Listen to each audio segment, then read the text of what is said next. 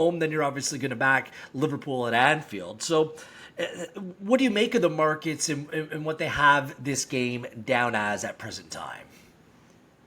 Well, the obvious assumption would be to go for goals. Every Brighton game this season has had both teams scoring over 2.5 goals. Liverpool are joint second in that table. It's happened in 5 of their 7. But when you look at it, that's priced at minus 181 for both teams to score in over 2.5. So trying to look for something with a bit more value for that. And with the goal line set at over 3.5, this may be insanity, but I'm actually going to take the under 3.5 at minus 103. And I'm going to explain why. I haven't just pulled that out of the sky, not just because of Well the done. Let's not go. just because of the small price for the both teams to score in over 2.5. My thinking is to go on the unders. This is basically Liverpool's. This is Liverpool's only away match after a Europa League game, so it's their toughest game from that perspective.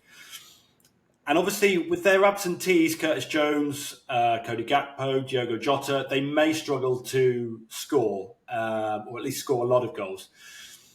And if you look at Liverpool's defence, the expected goals, it's basically the same as last season when it was not very good at all. They were allowing 1.34 expected goals against per game. This season, it's 1.33. But the interesting thing there is Liverpool have had 4 red cards this season. And if you look at their defence when they've had, for the time when they've had 11 men on the pitch, they're only allowing 0.87 expected goals per 90 minutes, which is basically title challenging form. So I think because of that, and with Brighton being away in Marseille on Thursday night, as we know, I think there's a chance it'll actually be a low-scoring game. So I think taking the unders 3.5 at minus 103 is the way to go. If you look at the last 4 games at the Amex, between the two teams, I should say, none of them have gone over 3.5 goals. And 3 of the 4 before last season were under 2.5 goals. So I think under 3.5 goals, with Liverpool having a strong defence, as long as they can keep 11 on the pitch, a couple of tired teams, a couple of absentees, things like that, I'm going to take the under, and it's probably going to bite me, but I can see it. So that's my play. Well done. It's solid rationale. It's decent logic.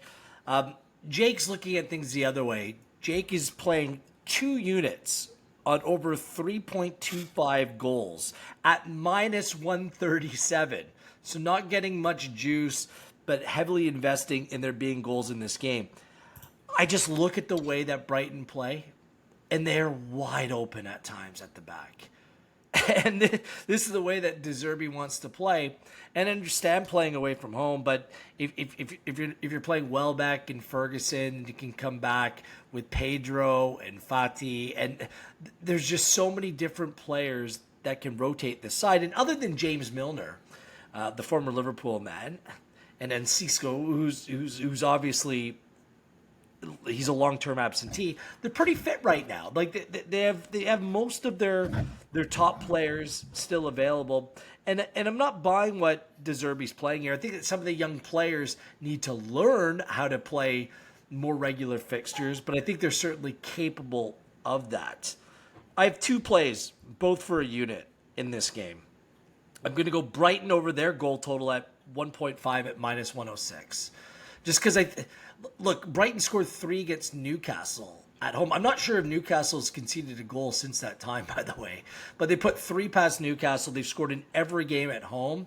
And their XG is like big in each and every one of these games.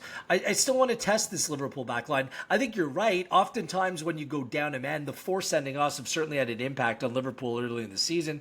But I think that sometimes when you go a man down, you play a little bit more secure. You play a little bit more safe. You're much more aware. I think this game can be a little bit wide open. And I'm going to play it over the total. I'm not going to go Jake's 3.25. I'll just hope that there's 4 goals in this game. Just a full unit at over the total at 3.5 at minus 109, and hope that our head-to-head goes in my direction here, Andrew. It's just, this game could very well end up 2-1. It wouldn't surprise me whatsoever, but sometimes with this Brighton side, especially if they're a little bit leggy coming off the Thursday, it could be a little bit more wide open than usual.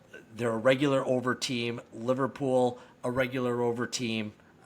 let's go the overs. I can't go any. I'm not as brave as you. Let's put it that way. You know Liverpool more than most, and are they capable of setting things up to in a position where they just set up shop and play on the counter against Brighton and put themselves in a position not to concede? Even if they do play on the counter, I still think, okay, you have Diaz and Salah and there's still enough players that can do damage against this Brighton side who, again, they play so expansive. Like, their fullbacks are so wide, their center backs are wide. There's those gaps, and I just see Mo Salah just being able to take full advantage of that as well. Yeah, I mean, quite possibly. I mean, the thing is as well, because the line's so high, it could be, like you say, 2-1. Yeah. My bet would be fine, or it could be, 3-0 Liverpool if they have a good day out and Brighton aren't at it after their game in Marseille. I just think the line is so high in light of the, Liverpool's decent defence this season, again, with 11 men has to be emphasised, that I think it's worth a try. I think, we'll wait and see. I mean, I certainly wouldn't be saying definitely don't back the overs, because it's very common for these teams to have a lot of goals in their games. But I'm just don't know. Something tells me this one's going low. We'll see.